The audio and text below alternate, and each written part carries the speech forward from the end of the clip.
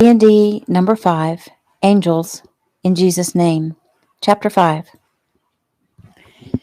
Lizzie thought as she paced back and forth in front of her dresser mirror. She wanted Mike. She more than wanted him. She thought about him all the time. Her heart leapt in her chest whenever she saw him or when he spoke. It was making her crazy. Was she actually falling in love with him? If she were to be honest with herself, she imagined sharing her life with him. She yearned to lie next to him and listen to his heart beating. She hadn't been intimate with a man for more than 4 years. Bradley was the only one, her only love. Yet, she didn't feel like she was being disloyal to Bradley. She knew his heart, and he would want her to find someone. She smiled at the thought of her husband. He'd been such a good man. Tomorrow was the anniversary of his death. How could she love Bradley so much and still have feelings develop for Mike? Did her feelings really matter anyway? She had no silly notions that Mike would want to stay with her and the girls and make a life with them. What man would? No one wanted a washed-up, financially destitute woman with 5 kids. So, would it be so bad to have just one night? Could she make him want her for just one night? Would God forgive her? What was she thinking? She couldn't willfully sin. Oh, but it had been such a wonderful day. Watching Mike with her girls and seeing him play host to his cousin and friend and pouring her a cup of coffee. Every little thing he did made her feelings grow stronger.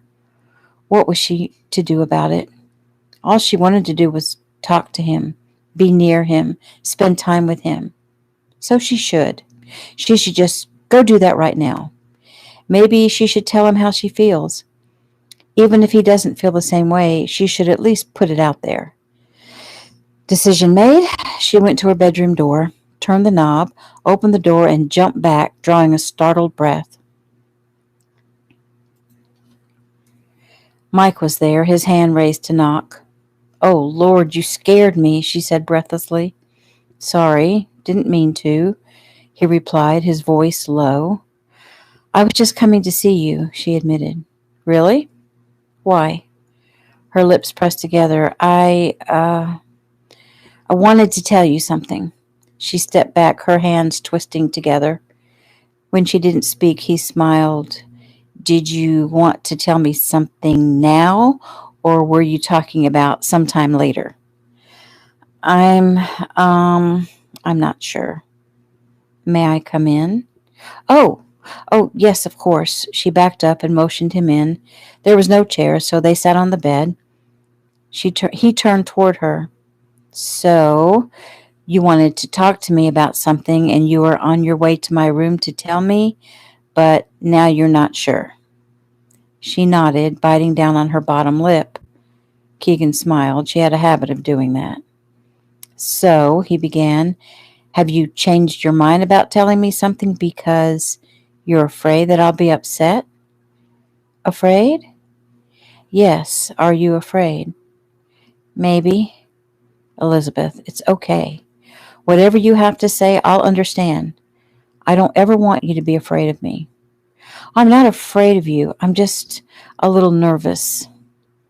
"Whatever you have to say, just say it." "I won't. Maybe there's a possibility that I'm falling in love with you." His eyebrows shot up and he smiled warmly. "Oh no," she moaned. "I am so sorry. What am I doing? I thought I needed to tell you. Oh, Lord, have mercy on my soul. I feel like such an idiot. Don't worry. You don't have to say anything. I am so sorry." "You don't want to know how I feel?" "No. I mean, oh gosh, yes. Oh, I don't know. Okay, yes. How do you feel?" "Like I'm the luckiest man in the world." She blinked up at him, obviously surprised by his response. He sighed and reached out and took her hands in his. "Elizabeth, you're shaking like a leaf." "Well, then hold me, please," she said as she scooted close to him. She leaned her head against his chest. The steady sound of his heart beating reminded her that she craved that sound. He pressed her close, rubbing his hand over her shoulder and down her arm. He held her until her body calmed. "Better?" he asked. Yes, I think so. I don't know why I felt like I should tell you that. I guess it seems pretty silly. It doesn't seem silly to me. He wanted to tell her that he feels the same way, but the timing wasn't right. He first needs her to know who and what he truly is. He doesn't want her to be in love with Michael Moreland. He wants her to be in love with Keegan Tanner. And the difference between the two is gigantic. One is a writer. The other, if he were to be completely honest, is a killer. He can't tell her all this right now, but maybe just show her. Taking her face in his hands, he kissed her softly, slowly. Lizzie's body went weak and she started to lay back on the bed, but his grip tightened around her. Hold on there now, he murmured. The need to lay her back and make love to her was powerful, but even more powerful was his need to protect her, and to honor her, to do right by her. So he was surprised when she outmaneuvered him by wrapping her arm around his head, laying back and pulling him down with her. He mumbled a soft curse before he kissed her again. She ran her hands over his shoulders and down his arms, which she knew were flexed to keep his weight off her. She was lost in his kiss. Dizzy, delirious, she whimpered, purred, moaned. He pulled away. That is a beautiful thing, he said softly. What? She asked breathlessly. He looked down into the depths of her eyes. They'd gone darker with passion. Her face was flushed, her lips red and swollen. The sounds you just made. You are so beautiful, he said. Well, you make me feel beautiful. She smiled and closed her eyes. Until Mike had come into her life, she hadn't realized how much she missed being wanted, being made to feel beautiful. He made her remember what it felt like to be a woman, to be desired. What a wonderful feeling. What are you grinning at? He asked. I'm just feeling good, she said with a sigh. He eased off her and laid straight on the bed to get his leg up off the floor, and then pulled her over to lie on his chest. They lay together for several minutes, quietly, each in their own thoughts. Lizzie was in the moment. Relaxed, now that she'd shared her feelings with him, she simply was enjoying being close to him, listening to his heartbeat and smelling the spicy scent of his aftershave. Keegan's mind went over all he felt about the amazing woman in his arms. Kind to a fault, loving, patient, yet in actuality he didn't know her very well. He remembered that he didn't even know that she was a twin until Jeff had asked her about it. He wondered what she thought about Van Gogh and Mozart and politics. He knew she was a Christian, a very strong Christian, and he knew she probably shouldn't be lying here in her bed with him. For her sake, he had to be strong and make sure nothing happens. He wondered what was her opinion of Heather's teacher at school, and what was her favorite sport, and who did she like to read, and what would make her happy. All things he wanted to know. Elizabeth, he said, who's your favorite painter? She rose up and eyed him, her brow furrowing. You're not talking about the guy from the Home Depot, are you? He laughed. No. She shrugged. I don't know about many artists. I suppose I really like Monet because of his affinity with nature. I love flowers. I love anything that grows, really. Flowers, trees, grass, food, children. I really don't know a lot about art styles and techniques.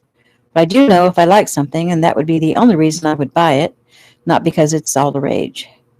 She shrugged with a smile, as if I will ever be in the position to buy art. He nodded, a very down-to-earth view. Do you like to read? When would I have time? If you did have time, what would you read?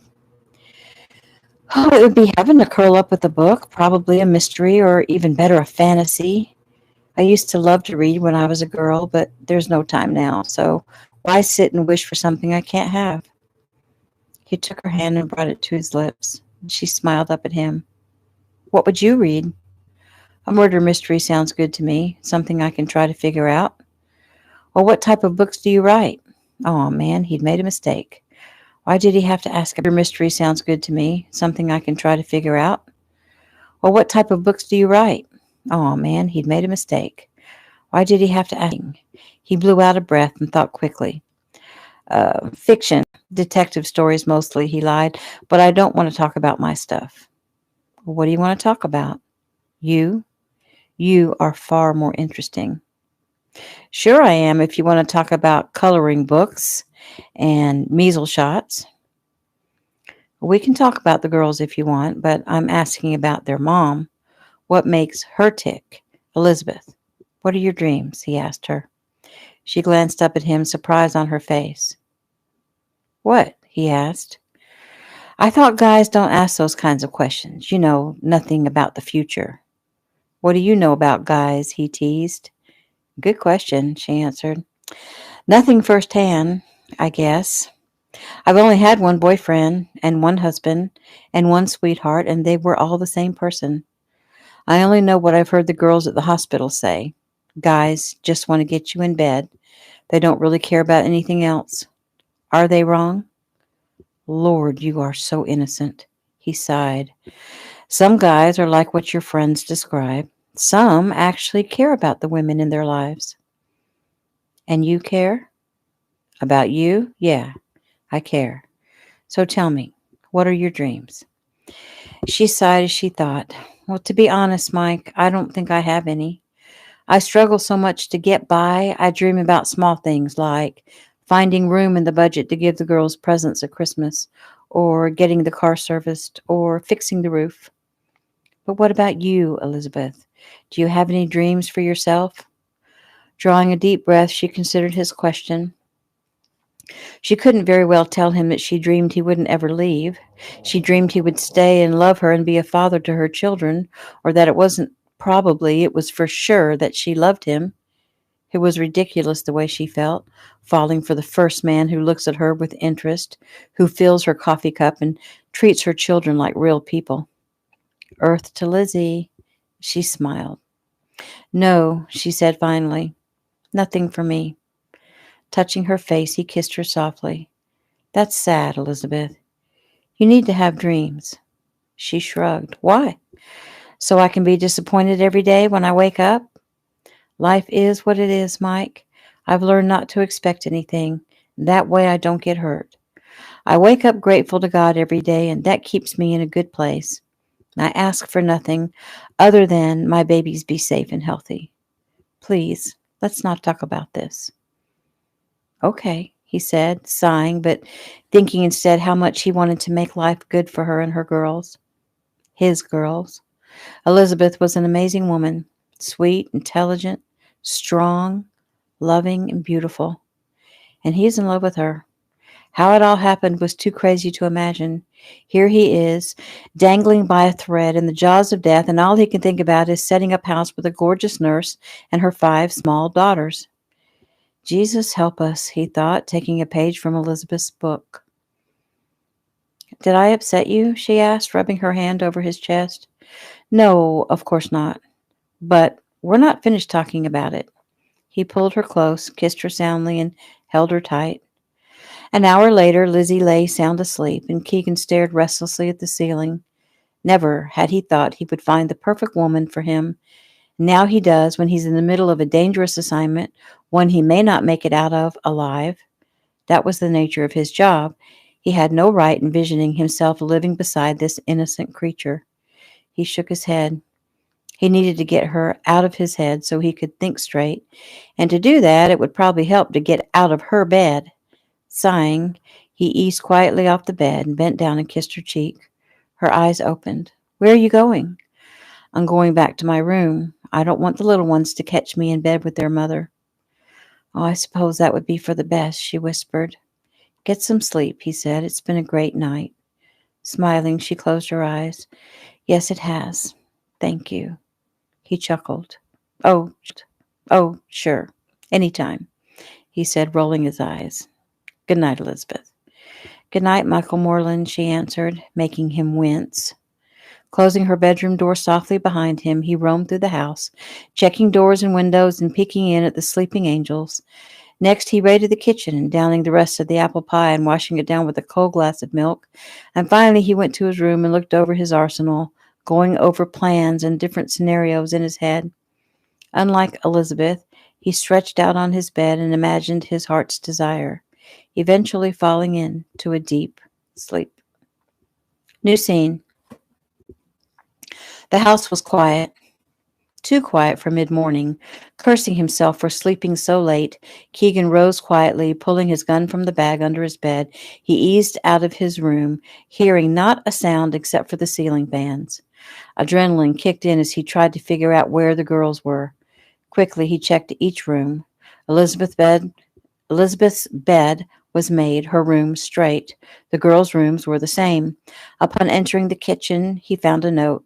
He tucked the gun in the waistband of his sweats and picked up the note and read, "Good morning, Mike. Feel free to cook whatever you want for breakfast. Sorry I couldn't be here to do that for you this morning. It's the anniversary of Bradley's death, and I'm taking the girls to visit their father's gravesite. Then I'm taking them to Mrs. Hurley's so I can have some time for myself. I don't know if I'll be home in time for lunch, but I will definitely be home in time for dinner. I'll see you then, Elizabeth. P.S. Thanks for taking time to talk last night. I woke up this morning with a smile on my face." Sighing, Keegan ran a hand through his hair. He didn't like them being out of his sight, and he didn't even have a cell phone number to reach Elizabeth. When she got home, he would remedy that situation.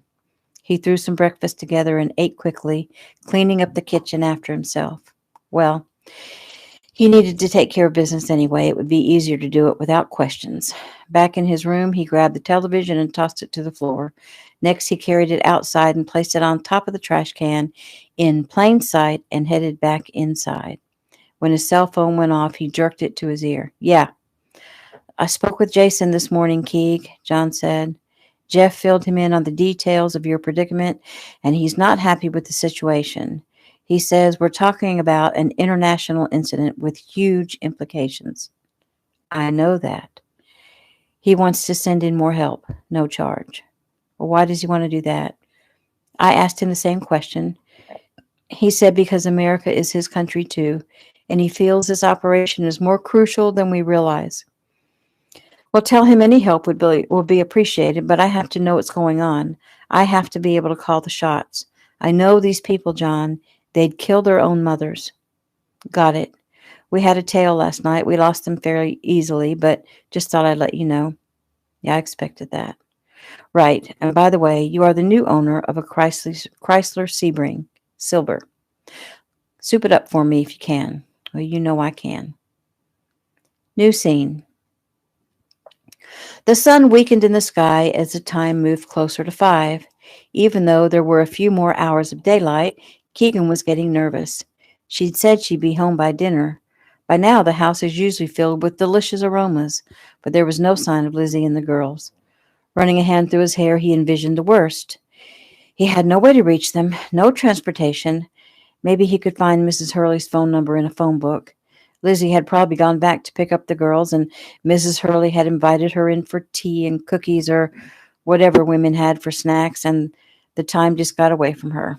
Surely, though, she would realize it was late and give him a call to keep him from worrying. He was probably being paranoid, but being paranoid had kept him alive many times.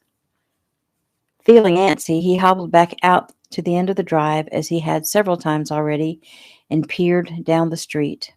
Today was the first time he'd seen the neighborhood in the daylight. All his reconnaissance trips had been made at night. In the rural setting, the homes were situated fairly far apart from each other, but he could see at least 3 homes from where he stood by the mailbox. The agents assigned to watch the house were nowhere in sight. Just great. Did that mean something? Hopefully it meant that they were craving some junk food. Pacing back and forth across the drive, he tried to decide what to do, and finally limping back toward the porch, he sat on the steps and called John Apple. "She's not back yet?" John asked, clearly concerned. "This is making me crazy. If I'd just known she was going, I could have gotten her cell phone number. I don't understand why I can't find any listing for her." "I've tried too. Every name you gave me, her late husband's, her mother. Other than the landline there at the house, there's nothing listed. Are you sure she has a cell phone?" "Everyone has a cell phone, don't they?" Keegan sighed heavily. "Okay, John, I've waited long enough. It's time to act." "How far away are you?" We're at a mom and pop about 10 minutes away. Come and get me. We'll hunt down Mrs. Hurley and go from there. I'm on my way. Keegan glanced up at the sound of a car approaching. It wasn't Elizabeth, though. I've got company, Keegan said. Who? He blew out a breath. Tyler Springs PD. Well, maybe she's been in an accident. Well, from the look on the guy's face, I don't think that's why he's here. He's out of his car and he just unsnapped his gun. Okay, Keegan, don't kill anyone. You insult my intelligence. If this gets bad and he wants to arrest you, just let him do it, okay? Court will get you out. I gotta go. You're on speaker. Keegan placed the phone down on the step, leaving the call connected. He eyed the police officer, younger than Keegan, shaved head to disguise a prematurely receding hairline, 5'10", heavy set. Officer, Keegan said, standing as the man approached. The officer nodded. Sir, I'm going to have to ask you to step out here by my car. May I ask why? I suggest you do as I say until we get to the bottom of this. The bottom of what? Keegan asked, realizing immediately he would make no headway because the guy was a jerk cop. He knew because it takes one to know one. Sir, don't make me have to tell you again. I'll walk out to your car, Keegan said reasonably, but I'd like to know what's going on. The officer keyed a mic on his lapel. This is Hornsby. Send me some backup. Looks like I got a live one. You don't need backup. I just want to know what's going on. The officer moved slowly, closing the distance between them. He reached out toward Keegan as if he were a wild animal that needed taming, carefully clamping his hand on Keegan's upper arm. Keegan allowed him to pull him forward, but when his limp held him up and the cop gave a hard tug, he was barely able to stay on his feet. Okay, give me a break, please. I have a broken leg. It looks like you're walking just fine to me. He came to a halt by the car, turned Keegan toward the trunk of the car. Just place your hands on the car. Are you arresting me? No, sir, not yet. I'm just securing you until we can figure this out. What's to figure out? You haven't even asked me my name. I'll be getting to that. Now place your hands on the car. Sighing, Keegan did as he was told. Spread your legs, the officer commanded, tapping Keegan's right ankle with his shoe. Keegan grunted in pain and his temper flared. Leave the freaking leg alone.